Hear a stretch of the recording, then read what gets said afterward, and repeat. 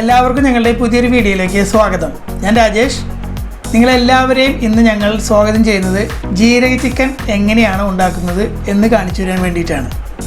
അപ്പോൾ നമുക്ക് ജീരക ചിക്കൻ പെട്ടെന്നൊന്നും ഉണ്ടാക്കി നോക്കാം.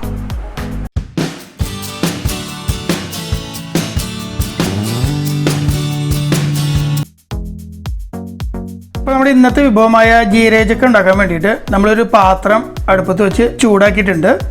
ഇനി അതിലേക്ക് നമുക്കൊരു 3 ടേബിൾ സ്പൂൺ ഓയിൽ ഒഴിച്ച് കൊടുക്കാം. ഞങ്ങളിവിടെ ഉപയോഗിക്കുന്നത് വെളിച്ചെണ്ണയാണ്.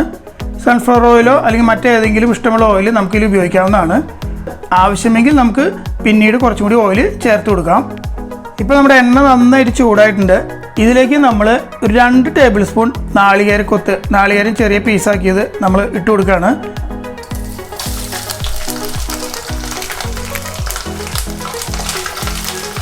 ഇത് ചെറുതായിട്ടൊന്ന് മൂത്ത് വരുന്നവരെ നമ്മൾ വെയിറ്റ് ചെയ്യണം. അതിനുശേഷം നമ്മൾ അടുത്ത ഇൻഗ്രീഡിയൻസിലേക്ക് ചേർത്ത് കൊടുക്കേണ്ടതാണ്. അപ്പോൾ നമ്മൾ ഇടയ്ക്കിടയ്ക്ക് ഇതിങ്ങനെ ഇളക്കിക്കൊണ്ടിരിക്കണം. ഇപ്പോൾ നാളികേരം നല്ല പാകമായിട്ടുണ്ട്. ഇതിലേക്ക് നമ്മൾ ഒരു 15 അല്ലി വെളുത്തുള്ളിയും ഒരു വലിയ കഷ്ണം ഇഞ്ചിയും ചേർത്ത് ചതച്ചതാണ് ഇട്ട് കൊടുക്കുന്നത്.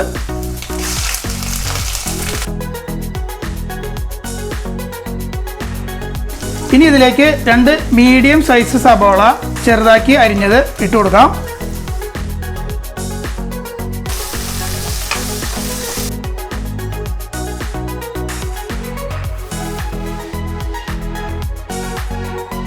ഇനി ഇതിലേക്ക് 3/4 ടേബിൾ സ്പൂൺ ഉപ്പ് ചേർത്ത് കൊടുക്കാം.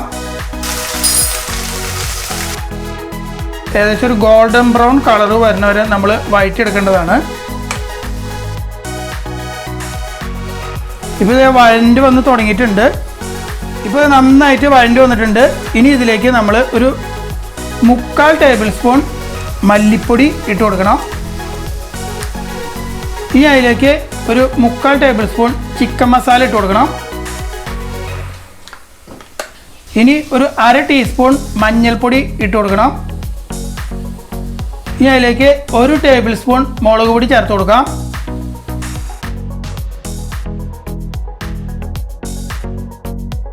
ഇനി ഒരു മീഡിയം ഫ്ലെയിമിൽ ഇട്ടിട്ട് ഇപ്പോൾ ചേർത്ത് കൊടുത്തിരിക്കുന്ന മസാലകളുടെ പച്ചച്ചുവ മാറുന്ന വരെ നമുക്ക് വഴറ്റിയെടുക്കണം.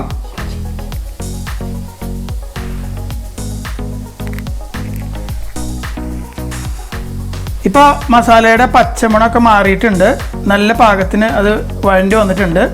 ഇനി ഇതിലേക്ക് നമ്മൾ 2 തക്കാളി ചെറുതായിട്ട് അരിഞ്ഞത് നമുക്ക് ഇട്ട് കൊടുക്കാം.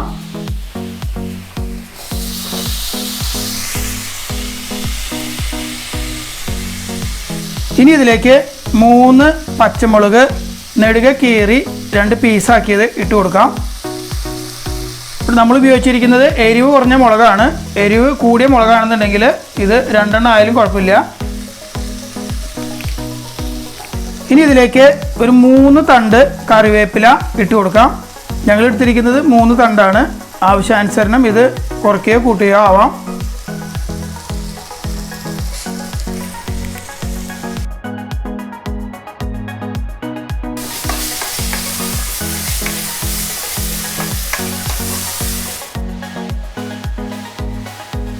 ഇനി ഇതൊരു മീഡിയം ഫ്ലെയിമിൽ ഇട്ടിട്ട് ആ തക്കാളിയൊക്കെ ഒന്ന് വെന്ത് ജോയിൻ്റ് ആവുന്നവരെ നമുക്കൊന്ന് അടച്ചു വെച്ച് വേവിക്കണം. ഇപ്പോൾ ഇതൊരു 5 മിനിറ്റ് വേവായിട്ടുണ്ട്. അപ്പോൾ നമുക്ക് കാണാം തക്കാളിയൊക്കെ ഒരുവിധം വെന്ത് തുടങ്ങിയിട്ടുണ്ട്. ഇതേപോലെ തക്കാളി കുത്തി ഉടച്ച് ഇതിനകത്തേക്ക് യോജിപ്പിക്കണം നമ്മൾ.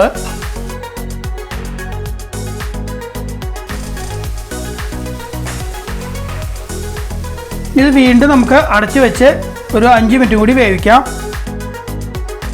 തക്കാളിയൊക്കെ നന്നായി വെന്ത് അതിനോട് ചേർന്നിട്ടുണ്ട്. ഈ പരുവത്തിലാണ് നമ്മൾ എടുക്കേണ്ടത്. അപ്പോൾ മൊത്തം നമ്മളൊരു 10 മിനിറ്റോളം ഇപ്പോൾ മൊത്തം വേവിച്ചിട്ടുണ്ട്. ഇത് ലോ ഫ്ലെയിമിലോ അല്ലെങ്കിൽ മീഡിയം ഫ്ലെയിമിലാണ് ഇത് ചെയ്യേണ്ടത്. ഹൈ ഫ്ലെയിമിൽ ഇടരുത്, അത് കരിഞ്ഞു പോകാൻ ചാൻസ് ഉണ്ട്. മസാലയൊക്കെ പെട്ടെന്ന് കരിയാൻ ചാൻസ് ഉണ്ട്, അത് പ്രത്യേകം ശ്രദ്ധിച്ചോളണം. ഇനി ഇതിലേക്ക് നമ്മൾ കഴുകി വൃത്തിയാക്കി വെച്ചിരിക്കുന്ന 1 കിലോ ചിക്കനാണ് നമ്മൾ ചേർത്ത് കൊടുക്കുന്നത്. ഇളക്കി യോജിപ്പിക്കണം. ആ മസാല നന്നായിട്ട് എല്ലാ പീസിലും നല്ല രീതിയിൽ ആകുന്നത് വരെ നമ്മളിങ്ങനെ ഇളക്കി കൊടുത്ത് അത് യോജിപ്പിച്ചെടുക്കണം.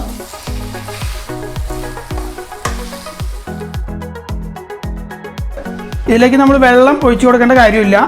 ഇത് ചിക്കനിൽ നിന്നുള്ള വെള്ളം ഇറങ്ങി വന്നിട്ട് അത് വെന്തോളും. അപ്പോൾ നമ്മൾ അടച്ചു വെച്ചിട്ടാണ് വേവിക്കേണ്ടത്. അപ്പോൾ നമുക്കിത് അടച്ചു വെച്ച് കുറച്ച് നേരം വേവിക്കാം.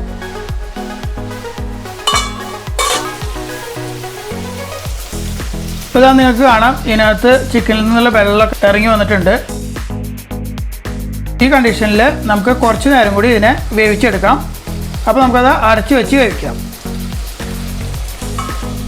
ഇനി ഇതിലേക്ക് നമുക്കൊരു 3/4 ടേബിൾ സ്പൂൺ ചെറിയ ജീരകം, പെരിഞ്ജീരകമല്ല, ചെറിയ ജീരകം അല്ലെങ്കിൽ സാധാ ജീരകം പൊടിച്ചതാണ് നമ്മൾ ചേർത്ത് കൊടുക്കുന്നത്.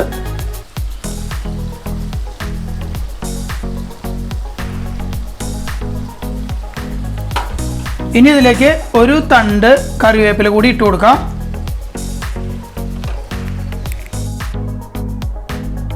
ഇനി ഇളക്കി ഡ്രൈ റോസ്റ്റ് ചെയ്തെടുക്കാം.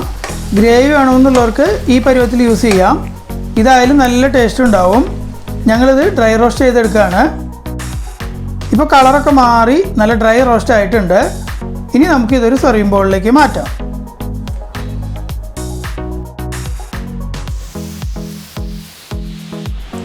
അപ്പോൾ നിങ്ങൾക്ക് എല്ലാവർക്കും ഇന്നത്തെ ജീരക ചിക്കൻ ഇഷ്ടപ്പെട്ടു എന്ന് വിചാരിക്കുന്നു.